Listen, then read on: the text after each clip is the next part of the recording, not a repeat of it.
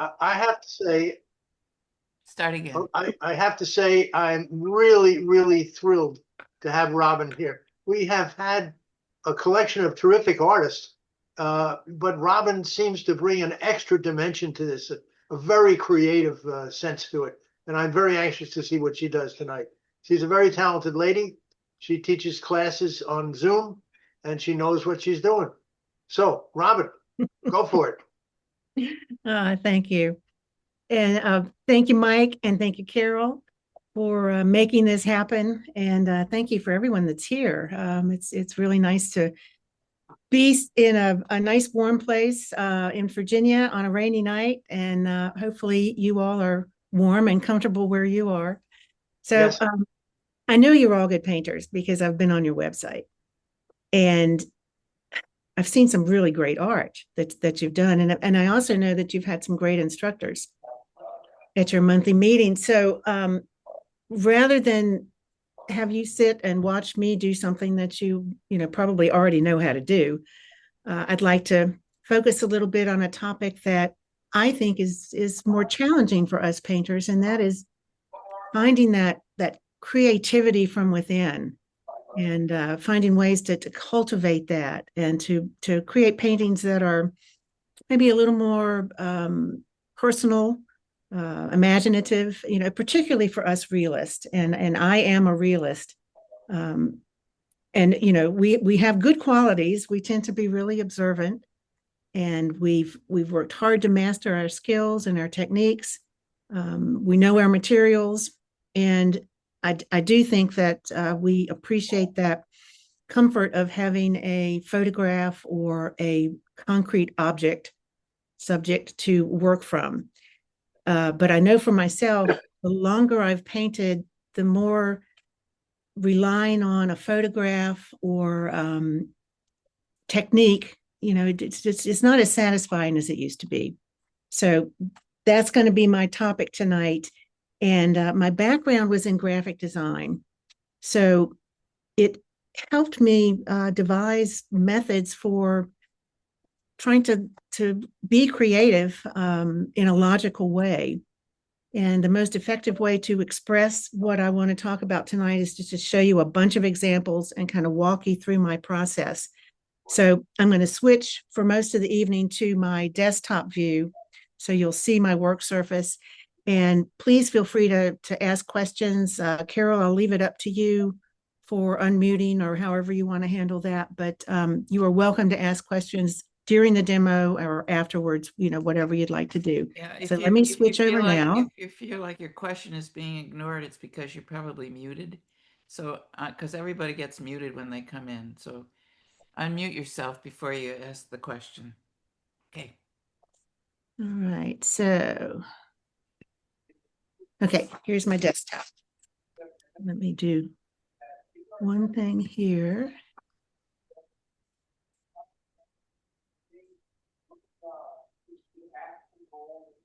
Okay, so how do we train ourselves to be more creative?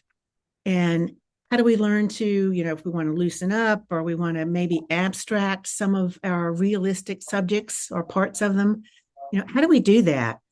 And I believe that creative ideas and concepts don't just happen. It's a skill set, and it's a skill that we develop.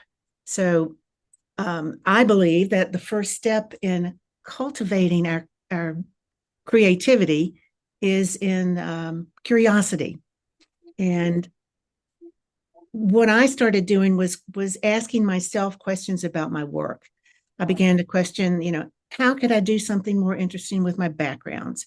How could I add some humor or some whimsy or, create some kind of an attitude with my subjects, even though I'm painting realistically? And so here's sort of what I've been coming up with. The idea of cultivating creativity or curiosity, for me, I think the internet is a great tool. There are probably hundreds of thousands or millions of ideas out there. Some are good, some are bad, but the internet is a quick way to sort of pique your curiosity.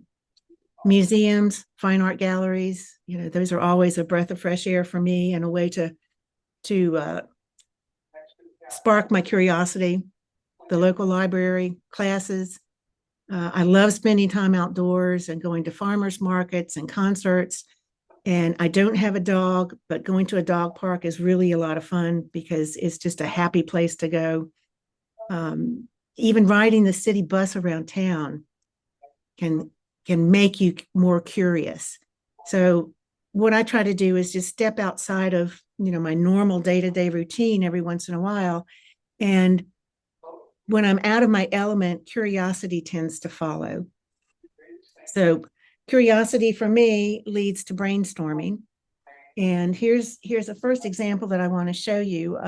I'd say probably a dozen years ago, I was going to put some work in a new gallery that was a little more contemporary. So I felt like my usual landscapes were maybe not so appropriate for that. But I said, okay, what could I do? Well, chickens are interesting. So I went on the internet and found some chicken images and then decided that I don't want to mat it and frame it in a typical way. So I purchased these wooden blocks. This happens to be Cheap Joe's, but you can get them in a number of places. But they're 2 inches thick, so it makes a really nice presentation. And I stained the box. I did my paintings on watercolor paper, and then I varnished them. And it makes for just something that's a little more creative or contemporary, I think, than the standard mat and frame. And the other benefit is people will say sometimes when you're selling at an art show or whatever, oh, I don't have any more wall space. But, everyone has a bookcase, and these sit really well on bookcases. So that's another benefit of working with these blocks without the glass. So anyway, I painted a chicken and then felt like, okay, what can I do? What's my next step? So I had done some sketches. So I put a nest on the chicken's head, and then the nest needed some eggs, and then the eggs needed some color, and then the chicken needed some attitude. So I adjusted the eye, and that led to sort of a series of other animals. I'll put some of these out. These are just copies, but all of the animals had some sort of a headdress of sorts, and they were all the same size, and they were all on these blocks. And it makes a fun presentation. So the kernel of the idea was the chicken, and then that led to all of these other things, which also led to making a series of pillows out of these, which was a lot of fun. So, Robin, yes, ma'am. what kind of varnish do you use? The varnish on these, a couple coats of Krylon. I also use the Dorland's wax sometimes, but the Krylon is just so easy that, and it's held up really well, very waterproof. So I started this animal series, and some of my most productive days are when I'm in the studio, but I'm not painting because I'm kind of brainstorming or thinking of other ideas. And one of the things I really like to do is doodle. So, there have actually been studies that people that doodle during presentations or conferences or while they're on the phone or whatever, they actually pay more attention because of the doodling process. I don't know why, but the studies have shown that. So I always encourage my students to doodle while I'm talking because I'm hoping they're going to pay more attention to me that way. But anyway, what I try to do is doodle, and then I'll plan something that maybe choose a subject that say, well, today I want to work maybe 8x8, or plan a painting that's going to be 8x8, or I'll choose some topic, like maybe I want to do a snow scene, or maybe I want to paint animals today or something, but I'll try to narrow it down, and then I'll do a bunch of what ifs. So sometimes brainstorming can feel overwhelming unless you start to narrow down a few of the parameters, and then you can expand out again. So here's an example. I do lots of sketchbooks. I have lots of idea books that I can pull from. Here's one of them. And here's an example of my brainstorming process. So start with photograph. I took this photograph in my backyard. The flowers are pretty, but the background's pretty terrible. So what can I do with the background to make it more interesting? So I'll do these little thumbnails, and I'll work with different sizes. Maybe some might be a good composition if it's horizontal. Maybe I want it to be vertical.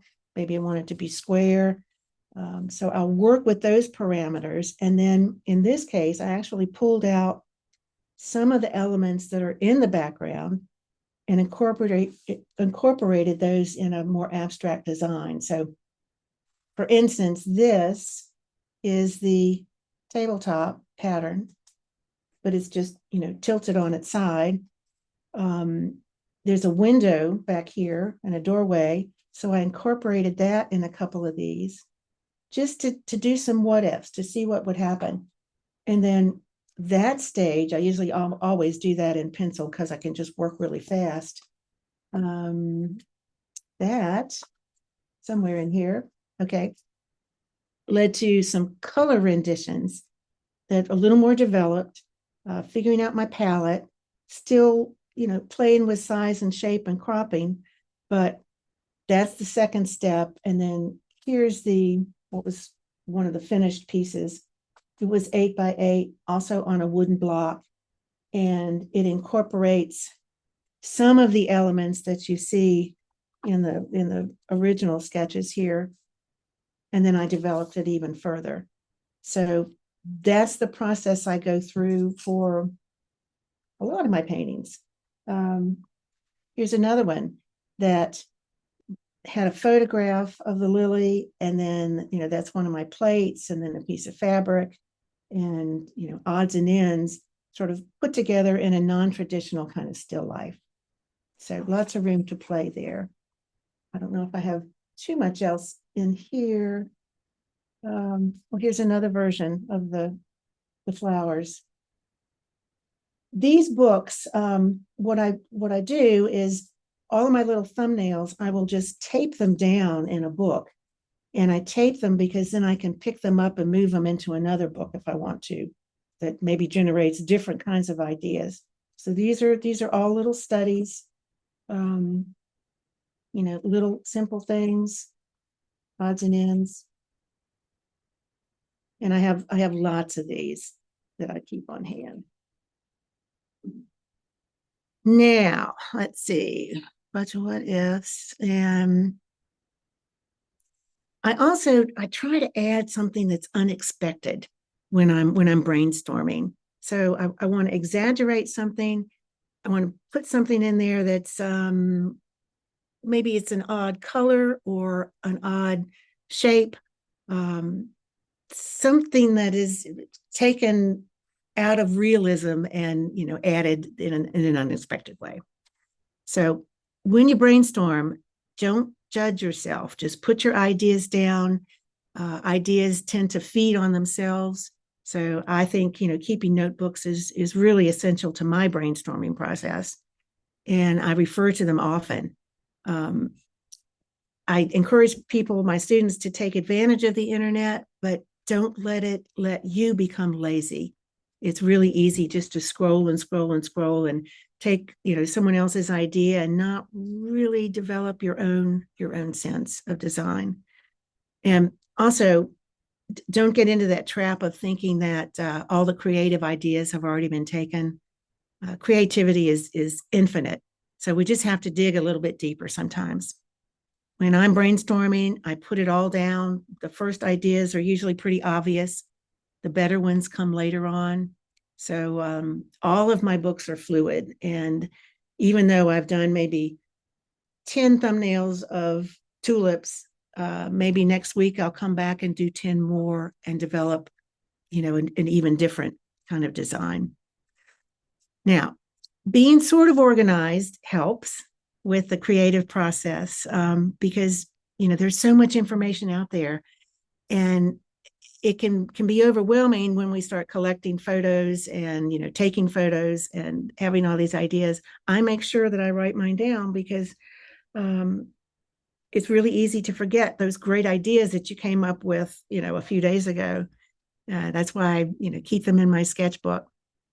And I might have files on my computer, like a file that's one for people and crowds, one for hats or clothing, one for snow scenes or whatever. So I'm somewhat organized. When I have the time to sit down and paint, I don't have to start from scratch every time.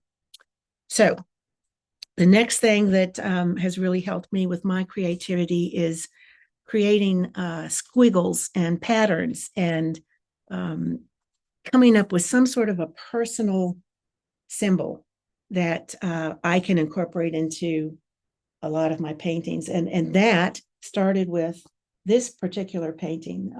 It was a photograph I took of a little child actually being pulled on a bike by his father, who was in the background. And they were on a city street with a lot of people and buildings. And, it was just a very busy background. But I really liked the little kid. So I wanted to somehow create a painting with that. So I took design elements, not unlike what I did with the tulips, took design elements and abstracted them a little bit. So what you're seeing here is an indication of the buildings, the windows, doorways, and then I needed something to run through the painting. So I started making these little squiggles and lines and dots and dashes, because to me that kind of looks like confetti. It's just a fun design element, and it helped hold this piece together. So that's where this pattern started, and that has become something that I've incorporated in a lot of paintings. Here's another example. And this was a commission. The couple had a child and wanted a portrait, and I wanted to. They liked the one of the little boy, so I said, "Well, I've got to find a way to incorporate some of that joy and confetti feel to it." So I had the child holding some bubbles, blowing bubbles, and then incorporated the swirls and patterns into that. And then they had another child, so they wanted a portrait of that child. So I went in and added that same swirly pattern to that. I've used that in many, many paintings. Kind of become one of my symbols. Here's an example of a watercolor I did a couple of years ago that I think you can see this well enough. All of those swirls and curly cues and whatnot are in the background, but they're also carried over into the seagulls themselves.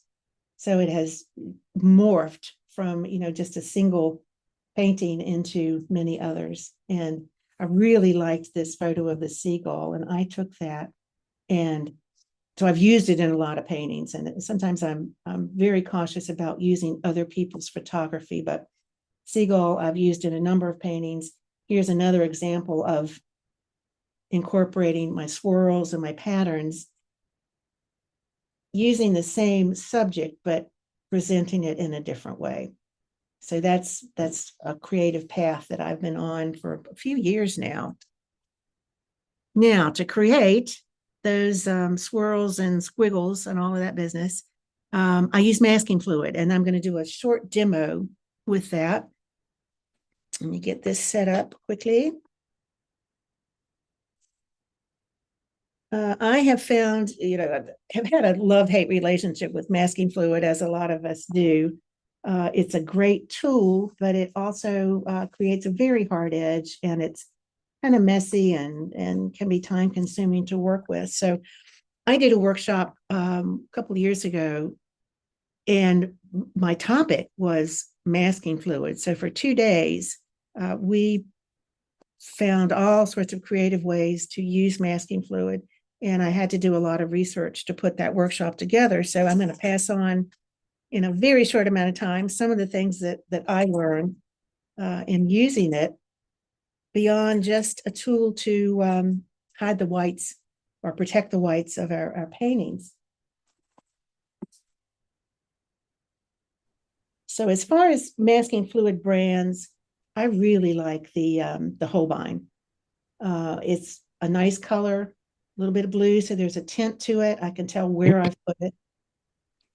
Did someone have a question? Yeah, I wondered if we could zoom in on the A little tabletop tighter. camera because it seems Sure. so far away. I don't know if I'm doing something wrong. Oh, that's better. There we Thank you. go. I just couldn't see what you were working on. Thank Sure. you Okay. so much. It's Thank just a you. blob. That's beautiful. Thank So you. here's the Holbein. That's just, my preference. I tested a bunch of different brands, and there are lots of different tools out there. You've got the I don't even know how I get the top off of this one anymore, but you've got that needle on some of the brands. There's another brand that you can squirt, and I've just found that the Holbein works the best for me. So one thing about masking fluid is that it does have a shelf life, and it's light sensitive. So I keep my masking fluid in a cabinet most of the time. And when I store it upside down because that helps keep some of that gunk from forming, and it keeps all of this airtight. And depending on the brands, some will say shake it, or some will say stir it. What I do is I rock it. So I just rock it back and forth because I don't want air bubbles to form in here. So I do a little bit of that. The Holbein, has a pretty good shelf life. And if I'm using masking fluid for, any length of time, say, more than 15 minutes or so, I'll just pour a little bit into the cap of, a small bottle, just a cap.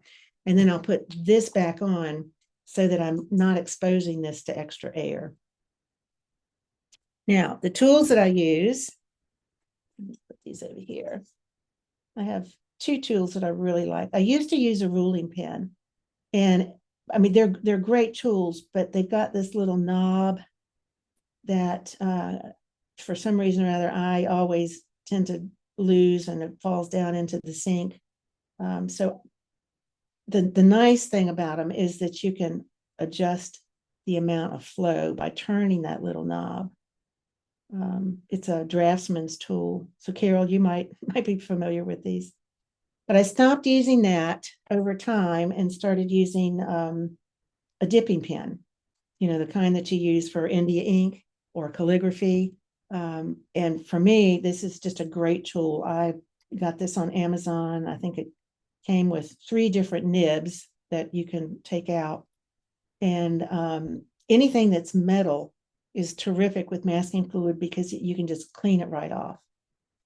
So here's an example. Hopefully you'll be able to see this well, of what the ruling pen will do. I can get a hairline,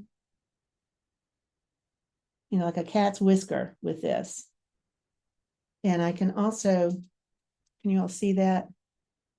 I can also vary the pressure so that I can get a thicker line and then a thinner line with the same stroke. So that's how I get my little curly cues and the little patterns that I create. I use this pen. So you can create all kinds of things with this, and it works pretty fast. And I also use this to mask out, around the edges of fur or something that's really detailed. But it's a very versatile tool. And then when I'm finished, I just clean it off like that. So you can get different size nibs for that. And I mean, it was a very inexpensive pen, so less than $10. Oh, the other thing is a palette knife, which also is metal, so it's easy to clean. And I'll use that to splatter my masking fluid.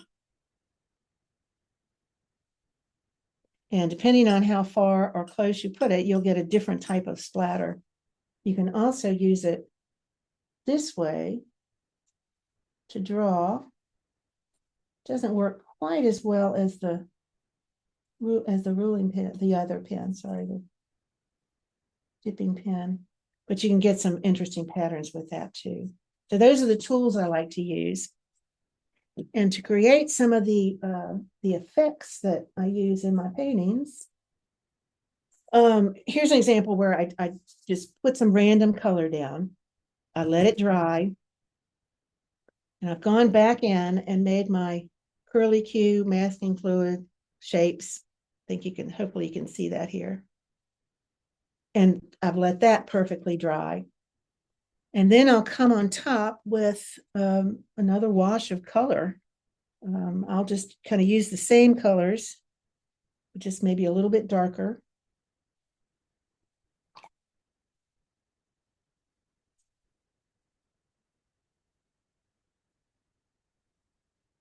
And I have to let that completely dry. But when it's dry, I can use my masking fluid pickup, my rubber cement pickup. And what I'll get is a pattern that is the color of my initial wash. So here's an example of what that looks like. I have the actual painting, but it's just a little bit too big to be able to put on the tabletop here. But you can see, let me zoom in a little bit more. You can see the pattern I've created with masking fluid. I put an initial wash down, then I created my little design. I even brought some down into the ground, and then I put another wash on top of that. When I lifted it off, this is what I get. So it's another way to play with pattern and texture and create a more interesting background. Now the second way that I use masking fluid, and I had only discovered this a couple of years ago, that you always hear that you shouldn't use masking fluid on wet paper because it will ruin. But that's exactly what I'm doing here, and I really like the effect. So this is a painting that wet the background area with clear water, and then I put masking fluid, just dropped it in on the damp paper and let it dry, and came back and created the what are these? The cattails. Sorry. And I'll show you an example of how I do that. This is 300-pound paper. You can do it on 142, but come in here and I'll wet this.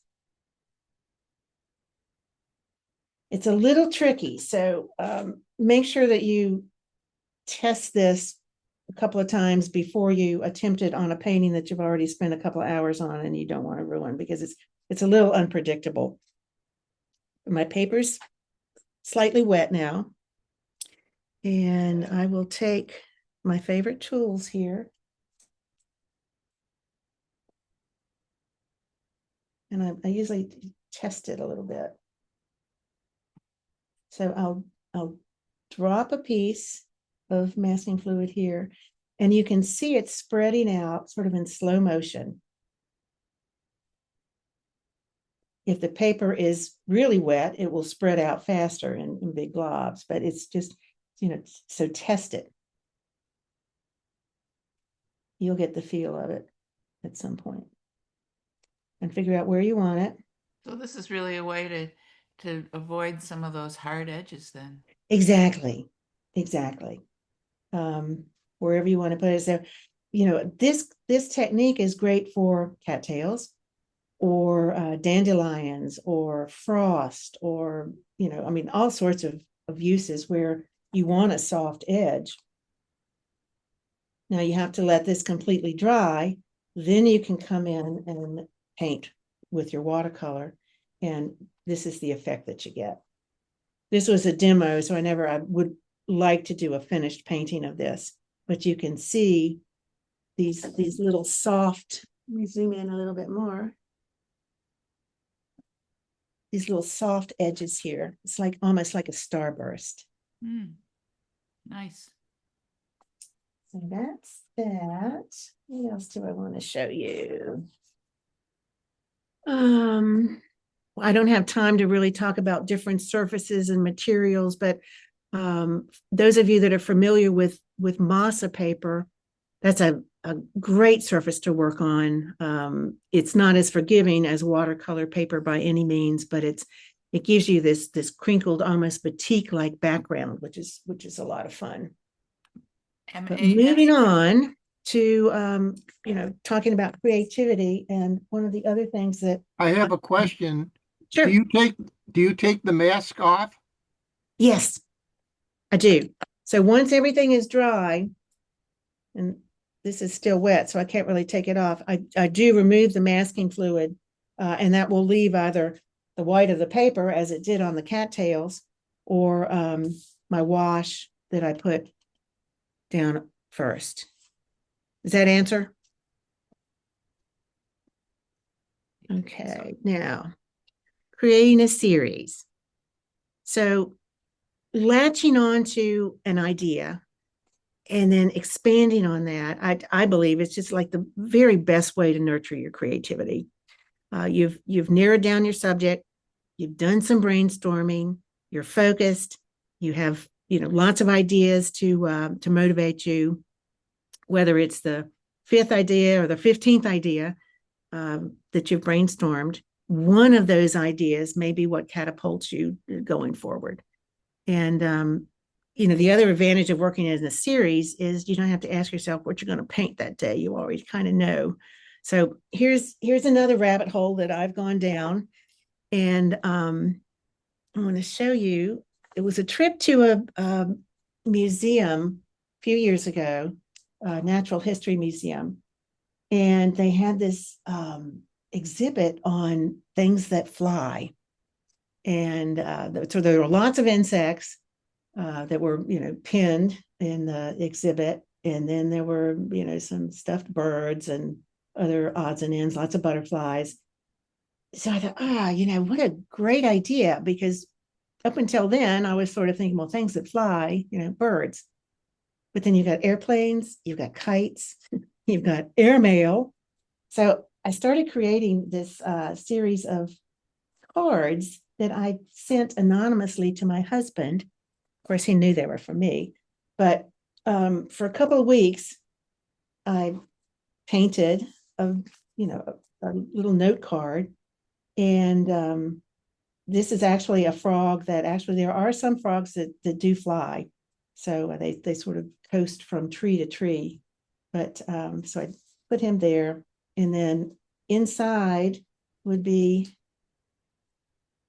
something else that was painted that I cut out. So, these are tiny little note cards, but it's so much fun to give something like that to someone, and they're going to appreciate it. And he did. The first one I sent him, he kind of tore open the envelope, and then he realized that it was a painting. So the next ones I sent, he was a little more careful with. So here's another one. I forget what was inside this, but it was some sort of an insect or a butterfly. But this is just painted on a regular envelope. I don't seal these. I don't put varnish on them or anything. And it's been interesting to see how they go through the mail. And they, made it pretty well intact. But it's nice having a stamp on there, and just working the designs around. Here's another one, and inside this, I can't help but believe they spread joy at every post office. Well, I think they probably right. That's do. awesome. I think it just is so. It's very cool. I'm awfully close. I'm almost a little bit too close because the art is only small. But just creating some of these insects they look like they came from another world. So I really enjoyed that, doing the research on things that fly. And there's an owl, and I have others. I don't know exactly what happened to all of them, but that was a really fun series to work on. And that led to thinking, well, I could create paintings out of these. And I somehow spilled something on this one, so this is just kind of hanging around. But take a beetle that flies, or an insect that flies, cut it out, paste it on paper, take pieces of failed paintings. I cut up a lot of my old paintings, and I'll use them someplace else in a different way. But I feel like I'm only scratching the surface on this series, and I'm actually teaching a workshop in North Carolina in next month, and we're going to spend the whole day painting insects. So I'm hoping that I don't have anyone that in the class that's afraid of insects. That series led to, when I travel, I make postcards that I'll send home. Sometimes I'll send them to myself, sometimes I'll send them to someone else. They're just on 300-pound paper. Excuse me. And the neat thing is, you have a foreign stamp that just, makes it fun. It makes it fun to seem a little more exotic. Excuse me. And it makes it fun for the person that's receiving the cards. Mm-hmm. One year, excuse me, I went on a trip, and I posted to some of my students, if you'd like me to do a postcard for you, I gave them a price and said, I'll send you a postcard for my trip. And I had more response than I really wanted. So I felt like I was spending the whole trip doing postcards for people. So I don't do that anymore. But I will usually do a card or two for myself or my husband. But it's one more way that, it starts with this kernel and then leads to something else. So who knows where it's going to go from here. Robin, Yes. do you put wax on your postcards or anything on your postcards? Nope. Okay. I decided, and I've been doing this for probably 15 years. I decided to, just see what would happen. I've never had one get lost, and I've never had one get damaged to the point that, it wasn't recognizable or was, torn or something. Oh, that's good to hear. Thank you. Yeah, a lot of these are sent from overseas too, and they arrive home sometimes sooner than I do. What do I want to talk about next? So it's sketchbooks. Okay. So the final thing that I have to say really about creativity is that some of our art, whatever stage you're in, should be art that's just for us, just for you. You're not doing it to sell. You're doing it for the joy of making art. And I've had to try to earn a living for years off of my either teaching or painting. So sometimes, we're sort of caught into creating art that we think it's going to sell. But my sketchbooks, that's what I do totally for myself. I used to take a number of groups overseas for painting sightseeing trips. And while I was there, I would create a sketchbook of my own. And I make mine. What I do, let's see if I have a blank one here. Yeah. So I start out with scraps of mat board that I get from the local frame shop. And I'll take a sheet of watercolor paper because I like having a book that's made of the watercolor paper that I prefer to work with, which in this case is Arches, 140 pound. And then I'll cut it to whatever size I want, and I'll figure out the number of pages I want. One of the things that used to bother me about the manufactured sketchbooks is they've got so many pages, and it just felt overwhelming. And I'd end up, trying to do 2 or 3 trips in one book. But this lets me do one trip with the number of pages I want and the size I want, so I can really, really customize. So I create this before I go. I go to the local, Staples or any office supply place, and they will spiral bind it, for maybe $5. So it's really inexpensive, and it's custom tailored to exactly what I am looking forward to doing on the trip. So here's an example, slightly different size book, but this is Italy. So it started out as a blank sketchbook. I decorate the covers when I get home because I usually, as you can see, the sketchbooks get pretty dirty when I'm traveling. The covers do. So I do that when I get home. Sometimes I'll put tickets or whatever, mementos, and then I just start sketching. So sometimes it's watercolor, sometimes it's just pencil, sometimes it's pen, sometimes it's pen and watercolor. Nothing profound. It's just a journey of my trip. And I'll talk about what I had for dinner, or what village we were in a particular day.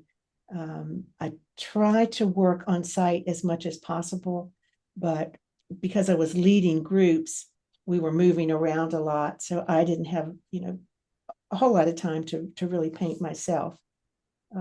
But I can look back on this and remember sitting in that cafe and doing this sketch, and I can remember sitting in this piazza. Really brings back wonderful memories. Day to day, day to day. And then here's one of Provence. What medium are you working in on that map board? So the map board I usually cover with either a rice paper or some scrap of paper that I have on hand. And I'll do that when I get home. And then for this, for instance, so I covered it, and then I did a watercolor based on one of the tabletops that I saw in Italy, and I glued that on top. So Wow. it's all, mostly store-bought paper. This particular one was a tissue paper that I painted in acrylic paint, and I glued that on top of the map board after I got home. So this was a France trip. And again, it's, where we stayed, where we spent our days, the cafes, the shopping. So did you lead those trips through Cheap Joe's, or? No, I did that with another artist. And we took groups, a lot of local people, but we had, some people that would hear about these trips and want to sign up from other parts of the country. But we'd go to France and Italy and Scotland and England. And are you planning any in the future? I stopped doing it a couple of years ago because it was so time consuming to do the planning stage. Mm-hmm. We didn't go through a tour company, so we were making all the arrangements. Mm-hmm. Every once in a while I think, well, it might be fun to do another one. So if you're interested, let me know. I never say never. But here we go again. Pen, watercolor. And I think my graphic design background helped me with placement on some of these pages, figuring out, large space, small space, corner space, using type as a design element itself. I teach workshops on making sketchbooks too. So, Robin, yes, ma'am. Robin, do you Yes. do you bring like a small watercolor set? I do. I have one of those little travel sets, and let me show you on my last trip. I've got it right here. I found one of these on Amazon, and it has a nice seal to it, and it comes empty. So you can fill it with whatever colors you want to put in here. And what I did for this particular trip was I used 8 gouache colors because I wanted to experiment with gouache a little bit. And then I used 8 or so of my regular watercolors. So I found this was a great way to travel, and it's really compact. So where do you mix the paint then? Well, you can mix it here, or you can mix it on a plate or piece of styrofoam, whatever is handy. My husband and I took a 2-month trip. Just got back in January, and this was my main palette. So I painted almost every day, and this was a good tool. The only problem is it's hard to get top back on sometimes. It only goes on a certain way. but this was available on Amazon. There are lots of other travel palettes too. I have a Daniel Smith palette and other odds and ends. But when I travel, it's, like 4 or 5 brushes, simple palette, sketchbook. Here's another one, a map, and you can't really tell, but this map is cut out, so there's some relief to it. It's put a piece of paper behind it so that it actually has some dimension to it. And same story, more of what this trip was all about. This is a place that I've been to many times. It's a little island in the English Channel. And one thing that I don't worry about when I'm doing these sketchbooks is typos or mistakes, or there's one example here I just saw. When you really mess up, I just cut a piece of paper out, glue it on top, and fix the typo that way. I'm thinking that you could reproduce these and publish them. I wish I could. I can't figure out how. So I need I need to brainstorm that a little bit, because part of looking at a sketchbook is it's the paper and the it'd have to be done on Arches paper, I guess it would. So they'd probably be, very, really very expensive. But it's so much fun. So I was getting ready to say, I've spilt wine across the pages and here and there, but that's part of the journey. So really gives me a nice memory. Here's on the back of almost all of my books, I do something to identify what's going on. Okay, now that has led to, I'll just have a few more things here. This particular trip, I made the book before I left, and I decided that I wanted to do an accordion book. So mat board, this is a little strip of balsa wood, and I've actually wrapped some wire around there. And then I took watercolor paper and I folded it to make an accordion. See if I can get that out here. So it's accordion style, but I left the book at home. And what I did was I cut out like 6 or probably more than 6 pieces of paper. And that's what I took with me on the trip. And then I chose the favorite scenes when I got home and just glued them in. So if you really want to travel light, you can leave the book at home and just work this way. And then you don't have to worry about this painting didn't turn out very well. I wish I hadn't put it in my book. So that's just one more thing to do. But this is watercolor paper, 140 pounds, and I glued rice paper on the front and the back. And it just makes a nice, different kind of presentation that you can actually put on a shelf. Nice. And then that led to, a sketchbook doesn't have to be about travel. So I decided I wanted to do something circular, and I'm a big fan of bird's nest. I have, probably half a dozen at home. When they fall out of the tree or they're not going to be used anymore, then I collect them and I'll put little stones or whatever inside them. So I wanted to do a book about nests. And this is just a commercial decorative paper. I covered mat board again, and then look at that. I more paper, and same thing I did with the Italy book. This is watercolor paper that is this particular one is just taped on. So I do the paintings and then stick them in the book. I did a little bit of research on different types of birds' nests, so that was fun. And I feel like that's maybe going to lead to who knows where, a series of nest shapes. I don't know. Oh, I love that. Yeah, this was a fun book. The my intent was that I'd be able to put it up vertically, but because it's round, I need some sort of stand or something. I need to work on my my engineering on that part.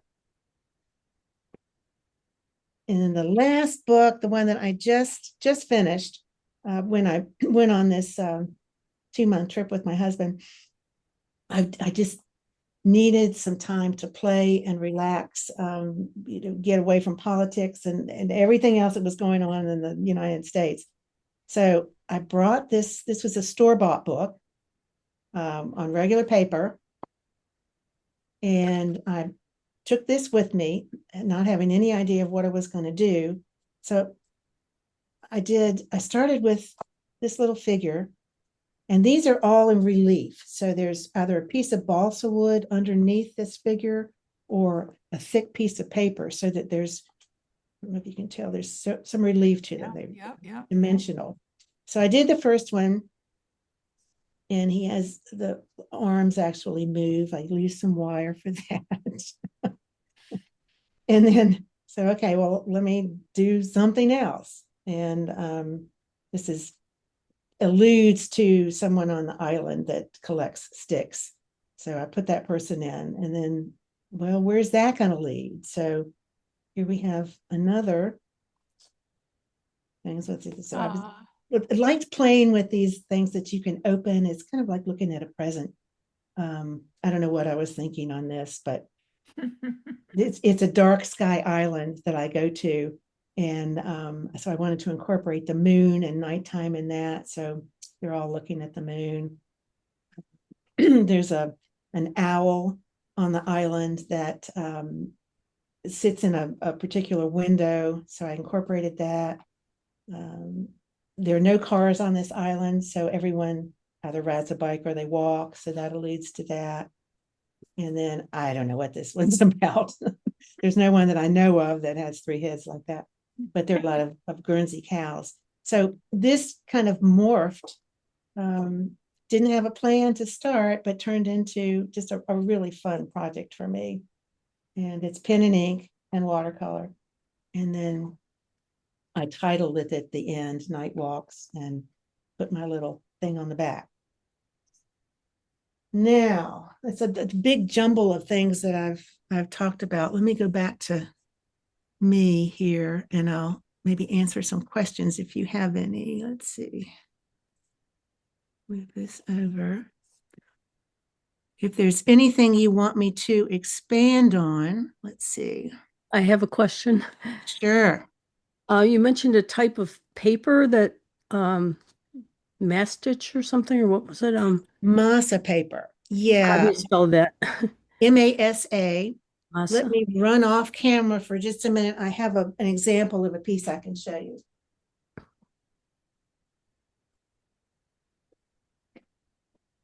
Yeah, Sandy says so inspiring. I agree. Definitely.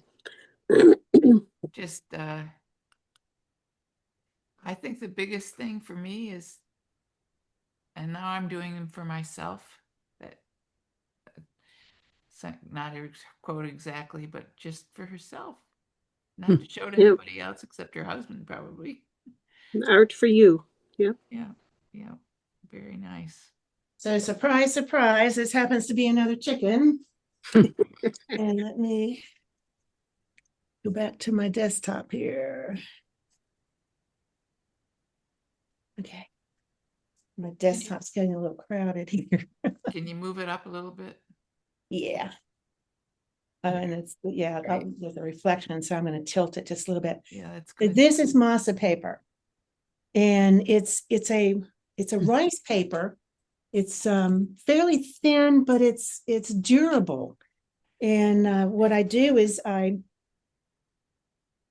wet it. I throw a bunch of paint down, and then I crinkle it up, and then I smooth it out, and it gives you these vein-like patterns in the background.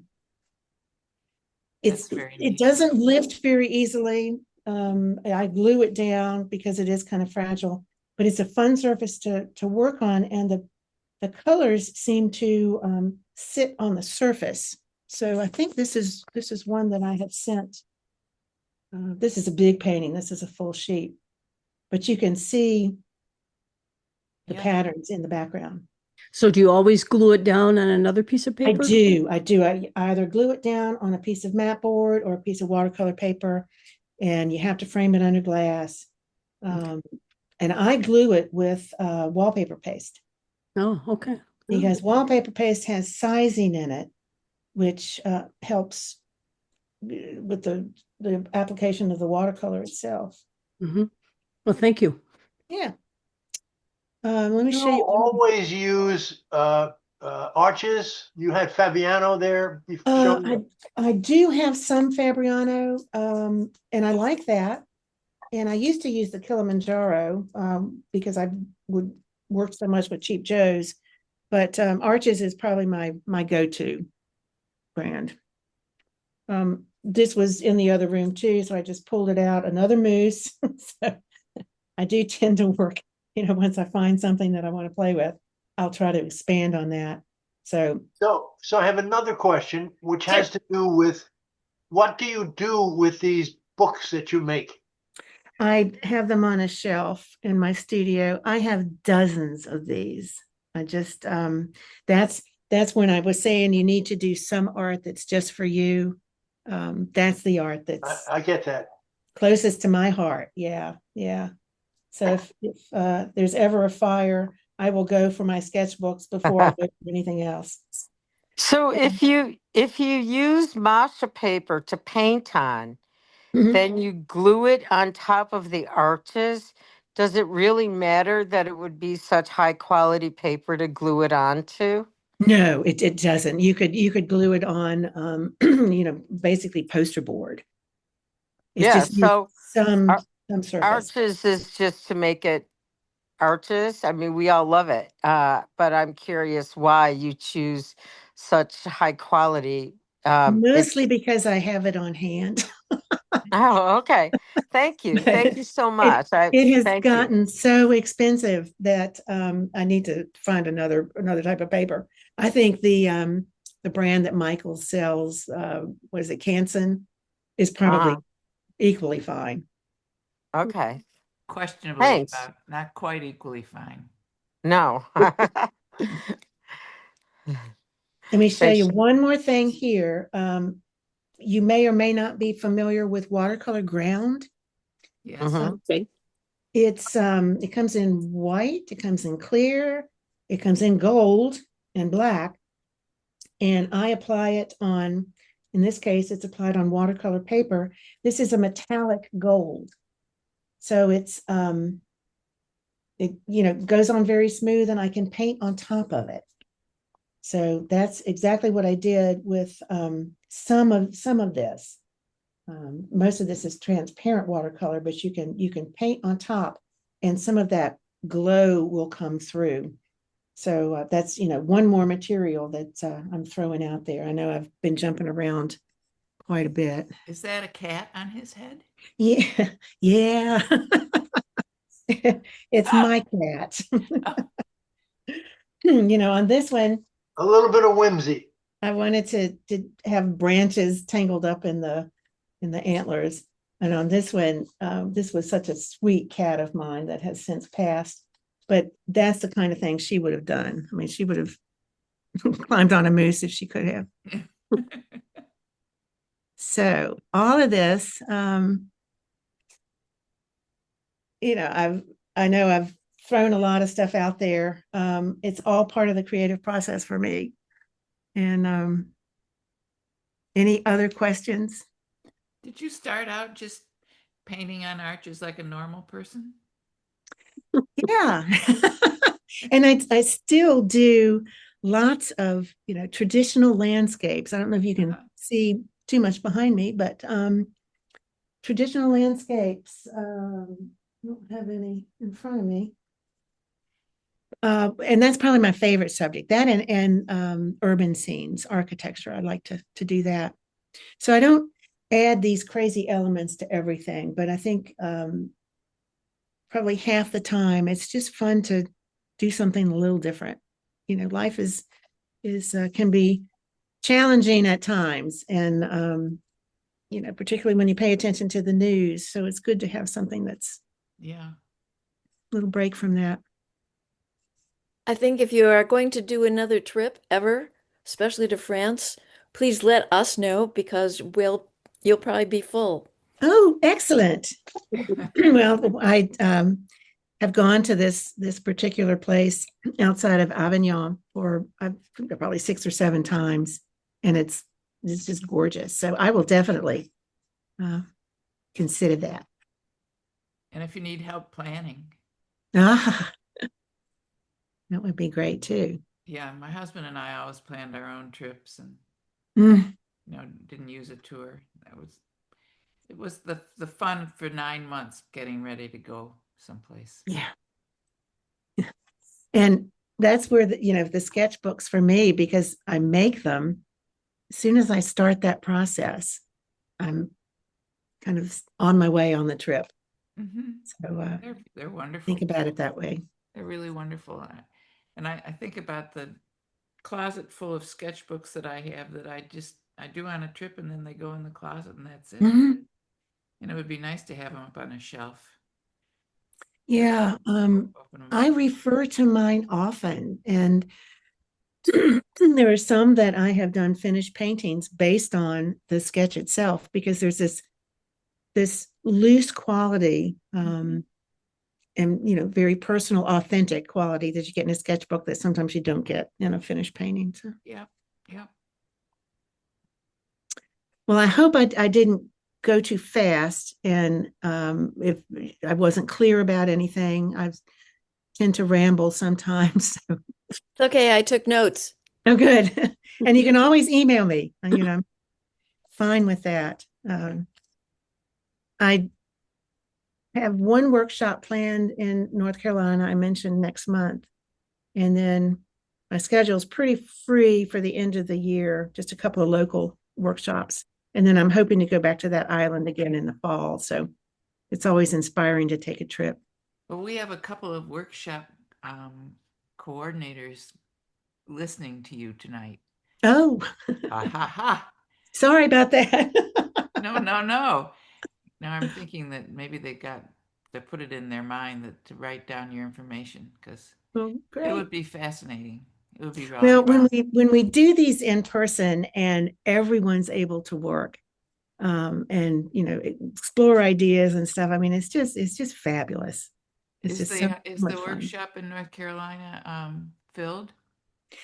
No, there's still space for that, and it's Canuga, if that okay means anything. That they've been doing workshops for years, and it's outside of Asheville. And there's some big names there. I think Ian Stewart's there this year, maybe Bob Burridge. Anyway, they've had a lot of really famous folks. There are 2 or 12 of us. What are your dates there? March 22nd is when I think that's when it starts, and it goes on for 5 days, and it's Canuga Water Media Workshops for anyone that's interested. Soon. And it's hopefully it will be pretty warm down there. I don't know, but hopefully no snow anyway. This March. Yeah. So in a week and a half. Yeah, like coming up. Less than a week. Yeah. Next week. No, I'm sorry. Well, February. It's about a month away. Yeah. A month away.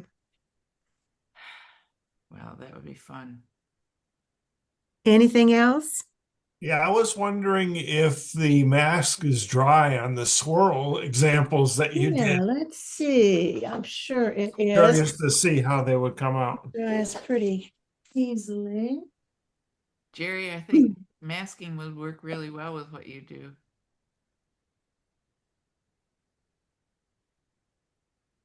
I have found masking fluid to be a really fun tool the more I've worked with it. Lynn Davis wants to know how can she find that workshop under Canuga? Canuga Water Media Workshops. I can send you the link, I think. So here, Kanuga, right? Kanuga, and it's a retreat center. They have lodging there and food and all of that stuff. Here is the example. We're not looking at your work tape. Oh. You're lovely, but we're not looking at. You're not learning anything. this is the first nighttime workshop I've done. So I'll use that as my excuse. So I just rubbed that off with my rubber cement pickup. And hopefully you can see Yeah. the pattern that's there. Yep. And that's, you know, similar to what's going on up here and similar to the pattern I created on the little portrait of the child. And then wherever the seagulls ended up, I don't know, but that's the same kind of thing I did for that. Now, oh, here it is. Yeah, so I got a little more elaborate with the seagulls here. Yeah, that's very cool. All right. Anything else? When you dilute the masking fluid, doesn't it wreck the paper when you try to take it off because it's You have to it's really, you have to let it dry thoroughly before you remove it. And before you put any other paint down, you need to make sure the masking fluid is very dry. I always do it on arches. I think some of the softer papers probably would tear. So that's why it's really important to test that. But I've used that technique on a number of pieces, and you know, it just really gives you an interesting effect. Probably less likely to tear if you use the 300-pound too. Yeah. And I'd also I would check if you use hot press paper. I'd test it first for sure, because that tends to be, even the 300-pound tends to be a little more fragile. How long do you typically let it dry? 15 minutes maybe. Oh, okay. Ooh. Yeah. And do remember, if you use masking fluid, you probably already know this, but don't leave it on too long. I have ruined some really good paintings by you know, leaving it on, saying, well, I'm going to let this sit for a while, and I let it sit for, you know, a couple of weeks, and you know, it kind of bakes into the surface of the paper. Mm-hmm. Thank you. So anybody else have a question? I'm all fired up. I'm very inspired. Ready to go. Yeah. Yes. So send each other note cards, put them in the mail. Oh, that's a each cool other. idea. Yeah. Okay, well, I think I'm going to stop the recording. Okay.